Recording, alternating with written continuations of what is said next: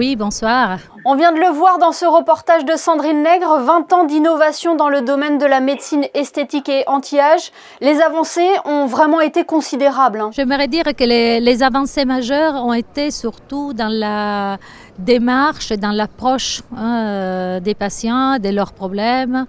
Quand je vois l'évolution, par exemple, dans les techniques d'injection qui ont beaucoup évolué, mais ils ont évolué, bien sûr, grâce aux laboratoires qui ont su créer des produits injectables qui sont plus particulièrement ciblés selon les zones injectées. On n'a pas qu'un seul acide hyaluronique aujourd'hui, mais on a différents produits qui viennent à combler tous les problèmes et toutes les techniques dont on a besoin pour harmoniser un visage. Aujourd'hui, quand on a des patientes qui viennent par exemple pour l'injection d'une ride, on n'injecte plus la ride, mais on injecte des petits points clés qui harmonisent un visage et qui règlent le problème en laissant un visage naturel. Justement, quelle est généralement la demande de vos patients? Quelles sont leurs attentes? On peut dire qu'il y a deux classes de patients. Il y a des jeunes patients qui demandent vraiment des modifications.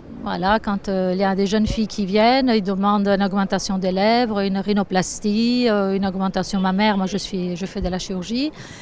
Et après, il y a une augmentation d'une patientèle des femmes jeunes, entre 30, 40, 50 ans, qui demandent une amélioration de leur apparence, mais pas une modification. Ils veulent même presque plus être plus belles, mais leur demande c'est je veux un visage dynamique, naturel, qui est en conformité avec leur psychologie, leur manière de se sentir. Il y a des actes qui sont plus demandés que d'autres? Je pense qu'en médecine esthétique, on a toujours les injections. En fait, le remplacement des volumes qu'on perd pendant notre vieillissement, mais aussi les fils tenseurs. Avant, on avait des séances d'injection, on volumisait un visage pour le détendre. Aujourd'hui, on préfère mettre des petits fils tenseurs et replacer ces volumes de manière douce et en laissant un résultat beaucoup plus naturel.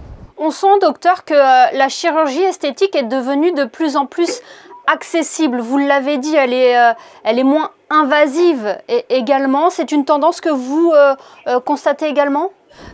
Aujourd'hui, on peut mettre des prothèses mammaires avec des toutes petites incisions. On peut les combiner avec les injections de graisse pour un résultat plus naturel.